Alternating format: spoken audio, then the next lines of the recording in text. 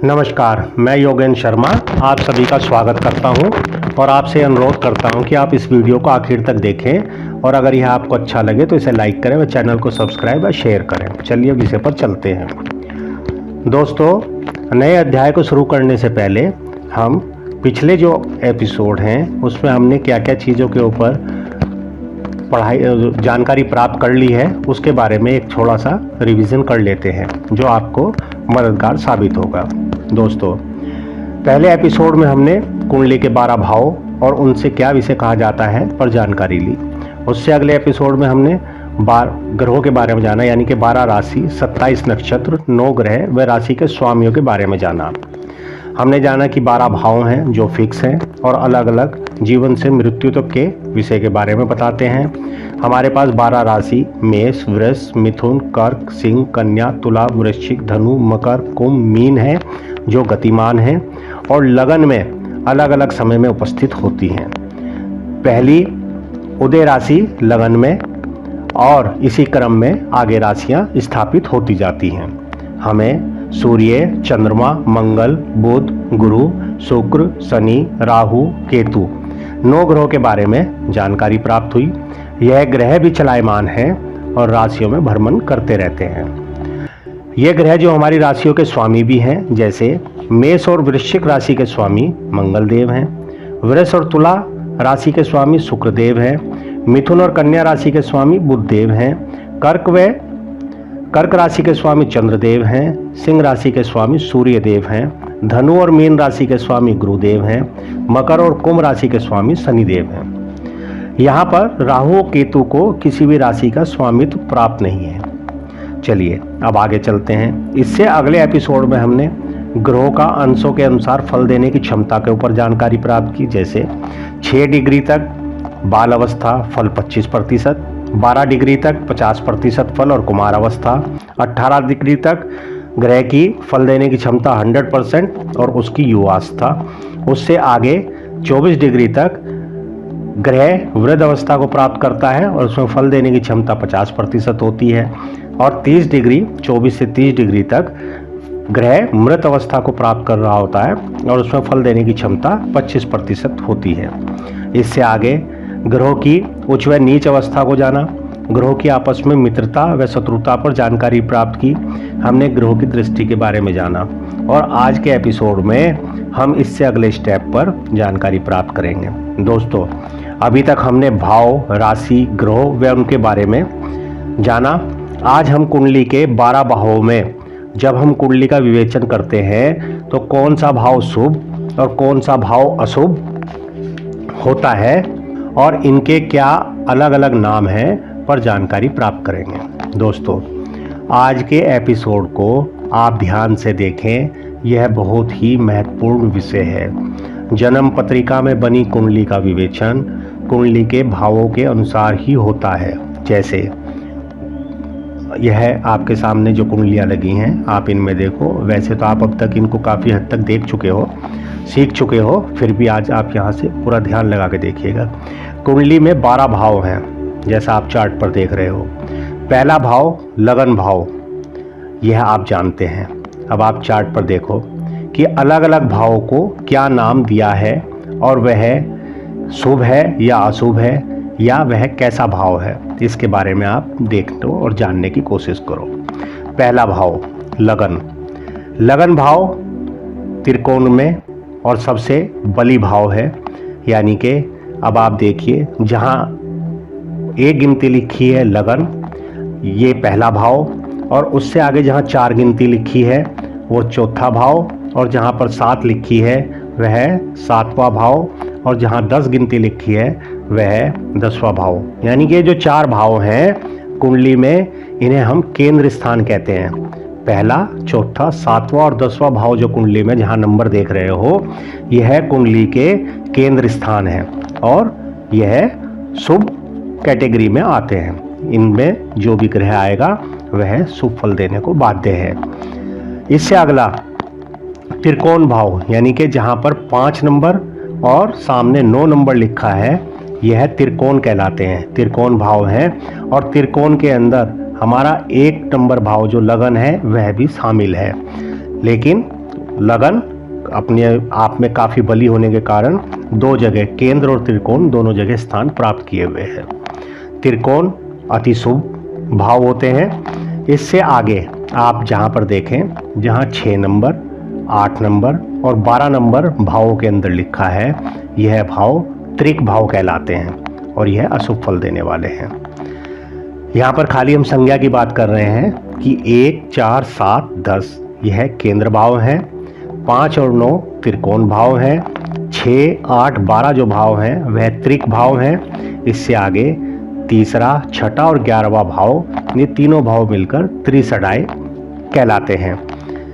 इससे आगे अब आप यह जानिए कि जो केंद्र भाव है वह शुभ परिणाम देने वाले हैं। इससे आगे त्रिकोण, जो त्रिकोण के भाव हैं वह हमेशा शुभ फल देते हैं, हमेशा ही शुभ फल प्रदान करने वाले हैं। त्रिषडाय अशुभ फल प्रदान करते हैं। तीसरा और 11वां, अब यहाँ पर इसको अलग से समझिएगा, तीसरा भाव और 11वां भाव, यह इन भावों को जानने के बाद हम अलग अलग राशियों, 12 राशियों में लगन अनुसार कारक और मारक ग्रहों के बारे में जानते हैं। दोस्तों, किसी भी लगन के कारक और मारक ग्रह और समग्रह की कुंडली में विवेचन करने में सबसे बड़ी भूमिका होती है, इसलिए इस विषय को अच्छे से जानना। यह विषय कंप्लीट होने के बाद हम किसी भी कुंडली का विवेचन अच्छे से कर सकते हैं। चलिए अब आप चार्ट पर देखते जाओ। आपको यह तो मालूम है कि 12 राशियां होती हैं और प्रत्येक राशि का एक लगन होता है, यानी कि कुंडली में लगन से या पहले भाव से एक एक राशि उदित होती जाती है और इस प्रकार 1 से 12 तक लगन बनते हैं। हम यहाँ पर पहली राशि या पहले लगन से जो मेष राशि का है से शुरू करते हैं और इसी प्रकार मेष से मीन तक इन लगन के योग कारक और मारक ग्रहों व समग्रहों के बारे में जानकारी लेंगे।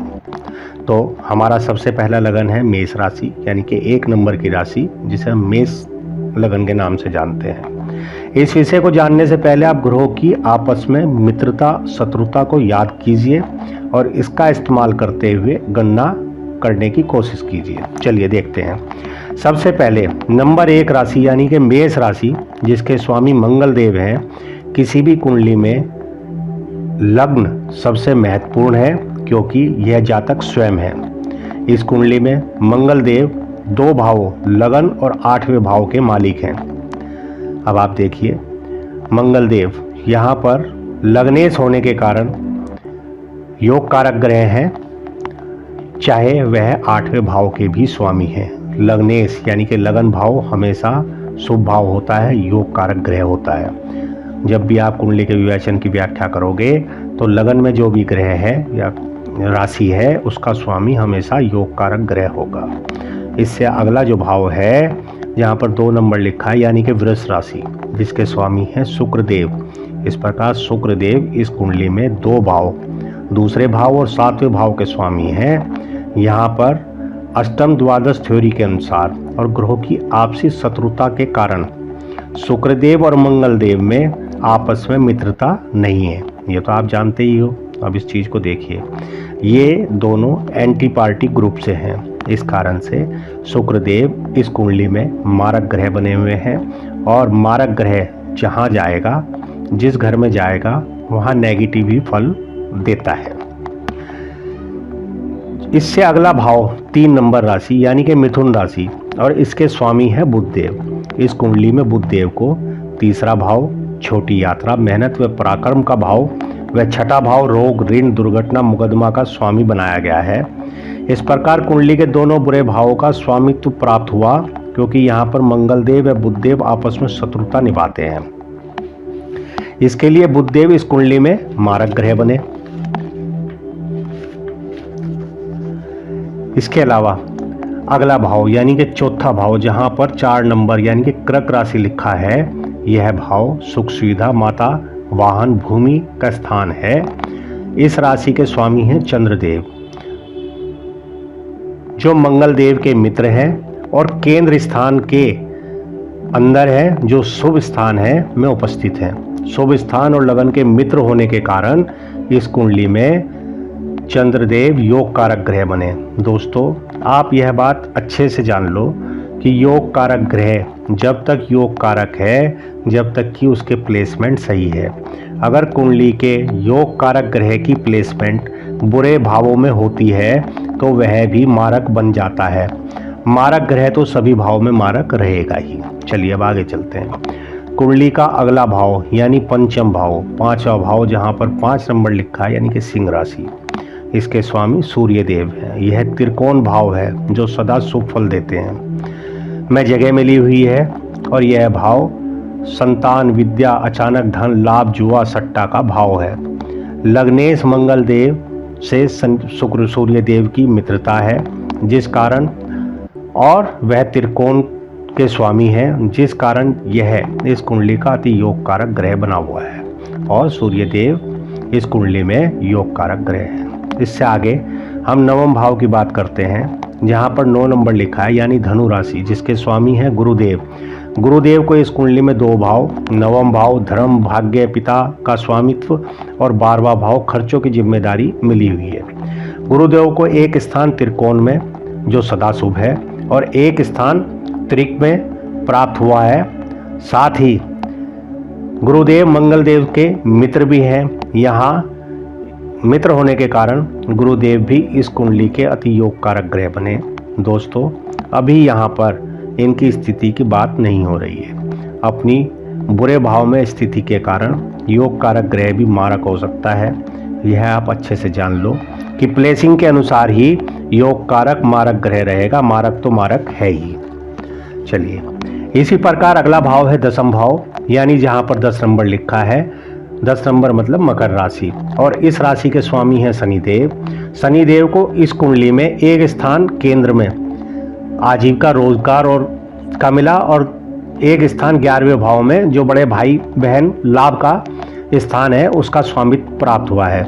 इस कुंडली में शनिदेव को एक स्थान केंद्र में मिलने से और एक लाभ का स्थान मिलने से, शुभ स्थान का स्वामी होने से के कारण यह कारक ग्रह बने। लेकिन यहाँ पर लग्नेश यानी मंगल देव से शत्रुता होने के कारण शनिदेव इस कुंडली के लिए समग्रह बन गए। इस प्रकार मेष लगन के लिए कारक मारक समग्रह इस प्रकार हुए। योग कारक ग्रह हुए मंगल, चंद्रमा और सूर्य देव। इस कुंडली के लिए मारक ग्रह हुए शुक्रदेव और बुधदेव, और जो सम की भूमिका निभाएंगे, जो न्यूट्रल रहेंगे, वह है शनिदेव। दोस्तों, जब भी इन ग्रहों की दशा, महादशा, अंतरदशा जातक पर चलेगी तब कारक ग्रह शुभ फल, मारक ग्रह अशुभ फल प्रदान करेंगे।